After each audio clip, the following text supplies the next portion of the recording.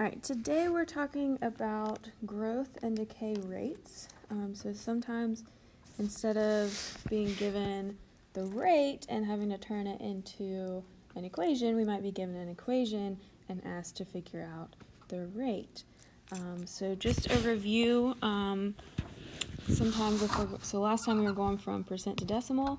So if we go from decimal to percent, instead of moving 2 places to the left, we're going to move 2 places to the right. So for this one, if it's a decimal and I want to figure out the percent rate of change, I'll move it to the right 2 places, and so that's 2.0%.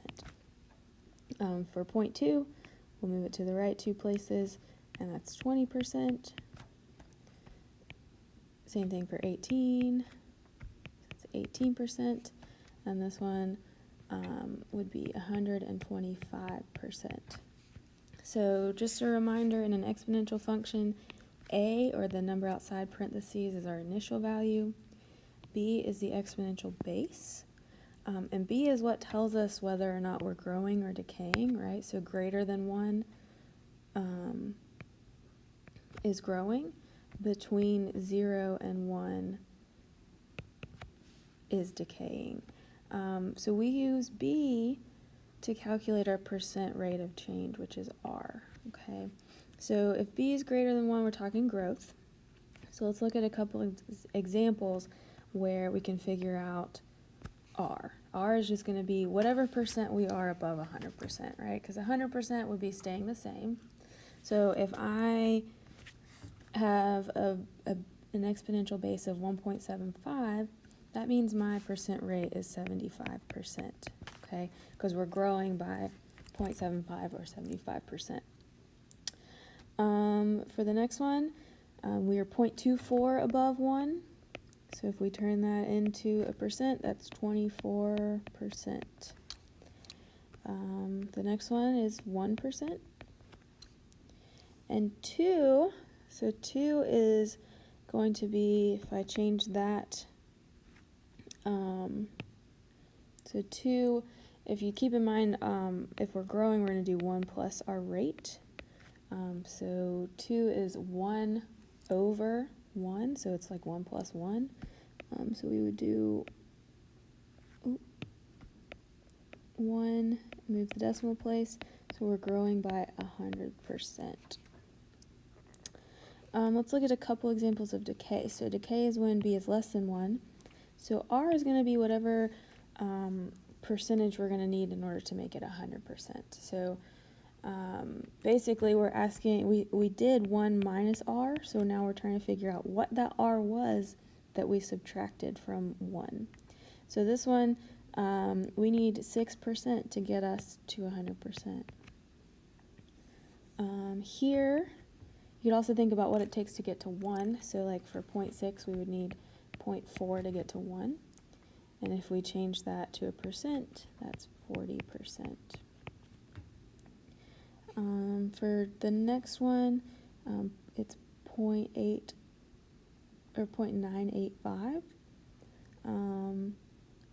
So if we wanted to figure out if it was tough for us to see that, we could do 1 minus 0.985,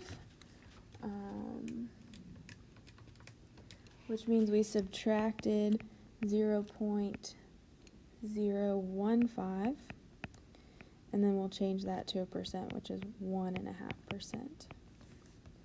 For this one, 0.5, we need another 0.5 to get to 1. Or if we're at 50%, we need another 50% to get to 100%.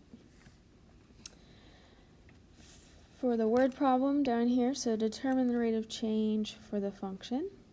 So the rate of change for this one, we are above 1, so we're changing by 48%. We're growing by 48%. Over here, determine the rate of change. So this one, we are between 0 and 1, so we're decreasing, and we would need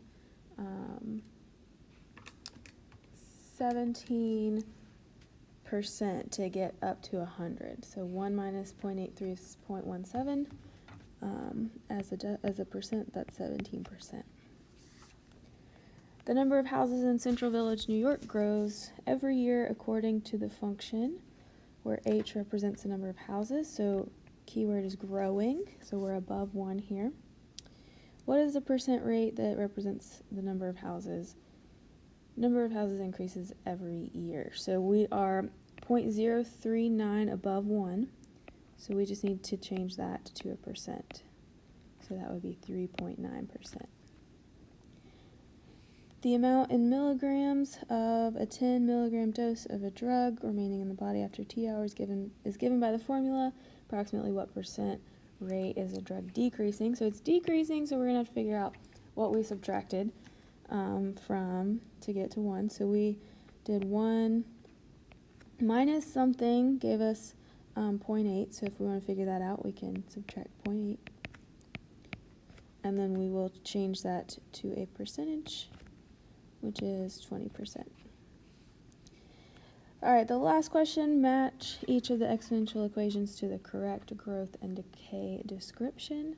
So growth is going to be limited to our bases that are above 1. Okay, so that can either be the first one or the third one. And it's by 58%, so it's going to be that one. Growth by 42 or 4.2% is going to be, it's growth, so it's going to be above 1. And so that would be the first one. Our next one, so these can be kind of tricky. Decay by 58%. So a lot of you guys are going to want to look at this one, that g of x, and say, oh, well, that says 58. But that's not right, because if we're decaying by 50%, we've got to change that to a decimal and do 1 minus 0.58. So 1 minus 0.58 gives us 0.42. Okay, so this one, it's really easy to look at that and say, oh, that must be my answer, because it's got the same numbers in it, but make sure you're paying attention to whether it's growth or decay. And then D, decay by 94.2%, so we'll change that to a decimal. So 1 minus 90, or 0.942 is 1 minus 0.942 is 0.058. Okay, so that would be g of x.